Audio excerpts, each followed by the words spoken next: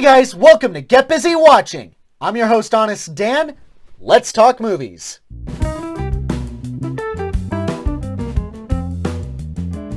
Okay, I was actually kind of ready to dismiss this one because it just looked like a young adult feminist film that seemed more interested in lecturing about what feminism is as opposed to actually doing anything tangible about it. But then I saw that it was directed by Amy Poehler.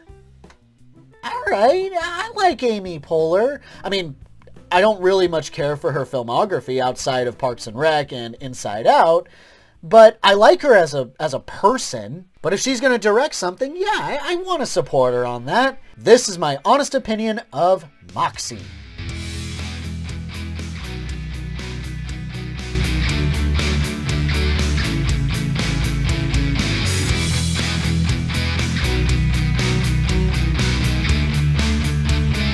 Vivian, played by Hadley Robinson, is a teenage girl who witnesses the school's obnoxious captain of the football team, Mitchell, played by Patrick Schwarzenegger, harass the new girl in school, Lucy, played by Alicia Pascual-Peña. Inspired by her mother's rebellious past, Vivian covertly begins a feminist movement in her school called MOXIE, and the young women of the school start to fight back against the toxicity that the school has cultivated. I just don't really see what doodling on our hands is gonna do.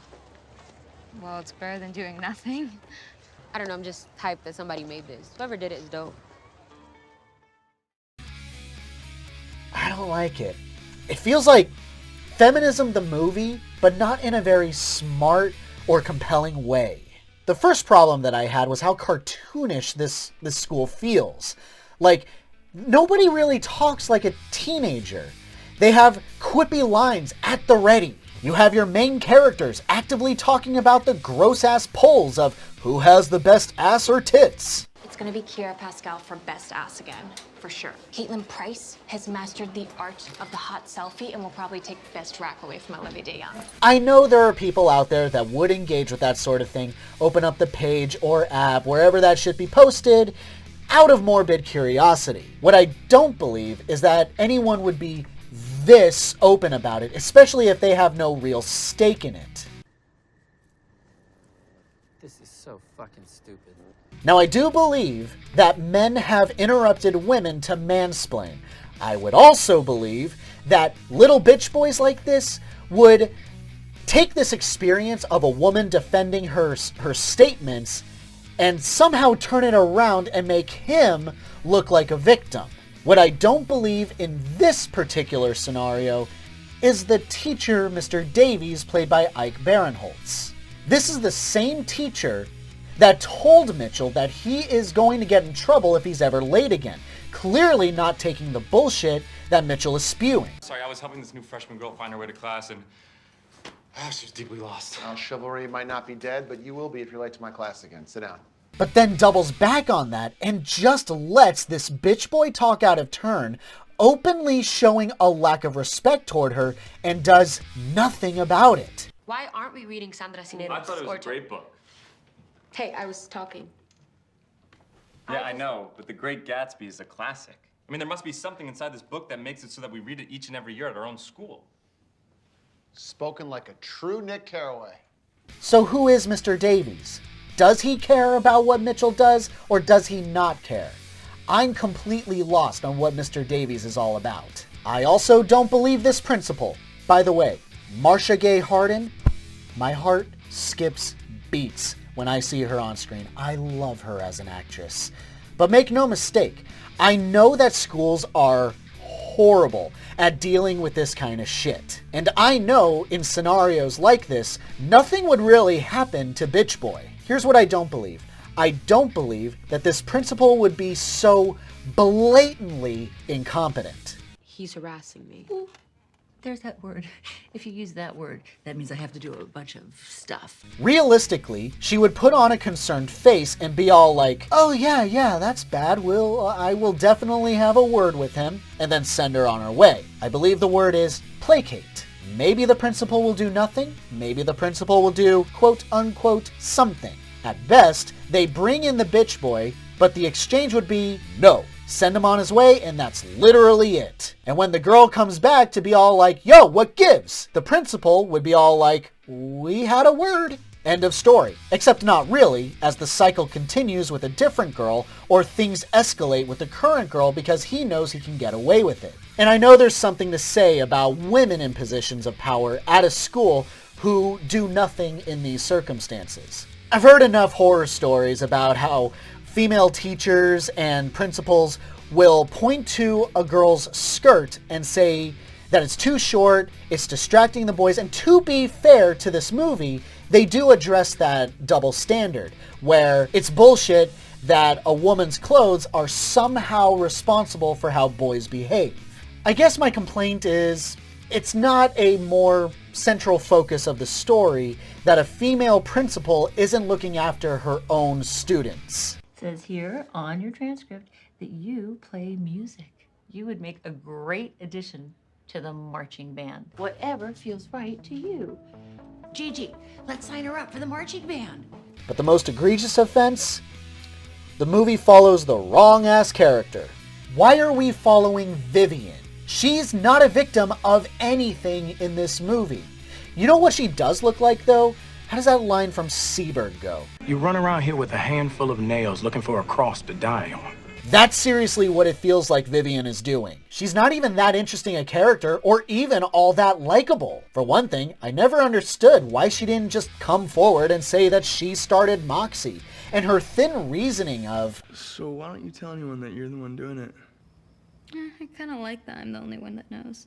feels so goddamn artificial. Not only that, but she has been shown to be a pretty terrible friend, specifically to her best friend, Claudia, played by Lauren Tsai. And let's face it, it's not like Claudia's that much better. Later on in the movie, she takes the fall for Vivian, quote-unquote confessing that she started MOXIE, at least I think that's what happened, and Vivian still won't come forward to make things right. Instead, she gets so much worse. Like, she starts lashing out at her boyfriend, her mom, her mom's boyfriend, with whiny-ass dialogue like, "My life is falling apart!" Okay, fine, then just go enjoy your spring salad while I sit here with my entire life falling apart. First of all, Duchess of over-drama, Jesus Christ! And second of all, if your life is falling apart, it's because she's the one actively pulling it apart. It's all completely her doing. It's like punching yourself in the face and blaming life for it.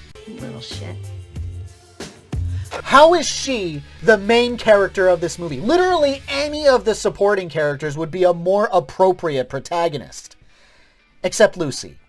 Very inconsistent character, and that really bugged me. Did you notice that? She's outspoken about why The Great Gatsby is a lame book to read, but as soon as Bitch Boy interrupts her, she starts cowering. She scolds him for touching her when she didn't give him permission, but as soon as he takes her soda and spits in it, she just takes it. What? And just a few minutes later, she says that she's gonna hold her head up. Hi. If Lucy was more timid, then this might make sense, but that's one of the biggest problems with this movie. Even the more appropriate protagonists still wouldn't be that appropriate. You guys suck. We suck. Did you hear that, Lou? We suck. We suck. All right. We suck. I also didn't really like Seth, played by Nico Hiraga. He just kind of feels like the perfect boy archetype, if that makes sense. Like, he's almost too woke. He'll say ladies first, but then he'll question if he can still say that. Ladies first? Or can I say that? Or do you want to go first? Oh, somebody kill me, please!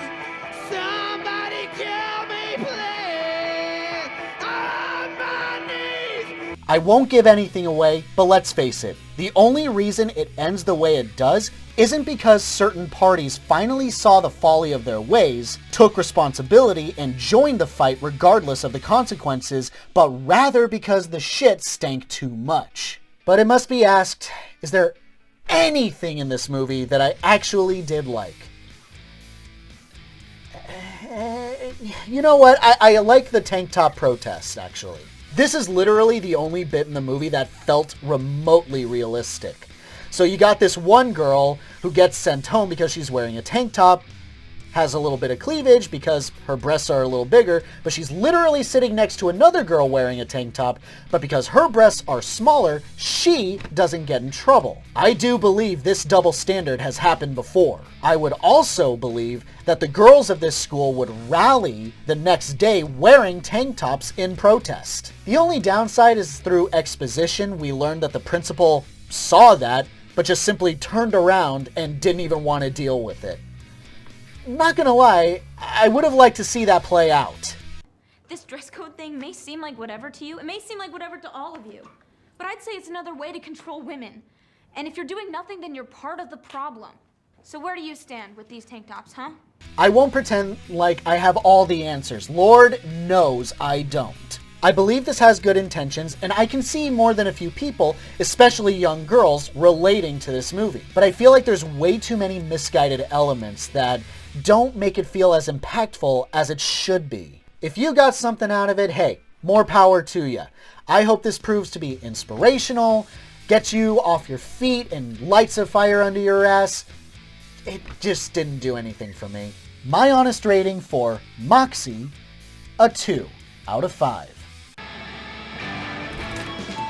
I need a shitload of copies. How many is that? Thanks so much for watching, you guys. I really appreciate it. Have a great day. Stay safe and healthy out there. Please wear a mask if you go out. Hope to see you soon.